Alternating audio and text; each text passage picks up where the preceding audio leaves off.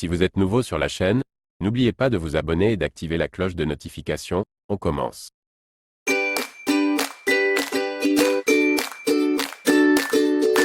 Sans surprise, la présence de Kylian Mbappé aux côtés d'Emmanuel Macron de l'émir du Qatar hier soir fait jaser. Surtout de l'autre côté des Pyrénées. Il fallait s'y attendre. À l'annonce de la présence de Kylian Mbappé à un dîner organisé par l'Élysée alors que l'émir du Qatar se trouve à Paris dans le cadre des négociations concernant une trêve à Gaza, les rumeurs ont fusé. À l'heure où le Bondinois est en train de se séparer du Paris Saint-Germain, certains ont sauté sur l'occasion pour annoncer un dîner de la dernière chance pour les Qataris.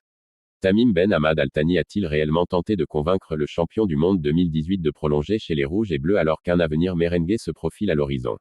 Personne ne le sait, mais une scène a donné encore plus de poids aux rumeurs entourant cette soirée très médiatisée.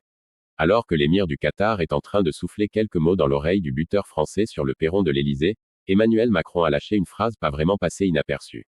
Vous allez encore nous créer des ennuis. L'Espagne se méfie. Que disait le dirigeant qatari à Mbappé? La phrase de Macron était-elle en rapport avec l'avenir du Parisien? Là encore, impossible à savoir. Mais comme prévu, ce dîner fait beaucoup parler en Espagne où chaque média y voit le signe qu'il veut bien voir concernant une éventuelle tentative des Qataris de retenir Mbappé. Pour El Chiringuito, la publication d'une photo du dîner où l'on voit Mbappé assis très loin de Nasser Al-Khelaifi et de l'émir n'est pas franchement un signe de rapprochement. Tout comme la poignée de main très sobre et rapide de l'émir Anak. Pour Marca, la phrase de Macron fait le tour du monde, mais là encore, rien n'est interprété comme un signe potentiel de volte-face du Bondinois. Pour le journaliste de l'émission El Larguero, Julio Pulido, ce dîner a même marqué les adieux du Français à son pays. Quel meilleur endroit que l'Élysée pour officialiser le départ de Mbappé du PSG. C'était comme le dernier dîner où il a dit au revoir à Macron, Al-Khelaifi et à l'émir.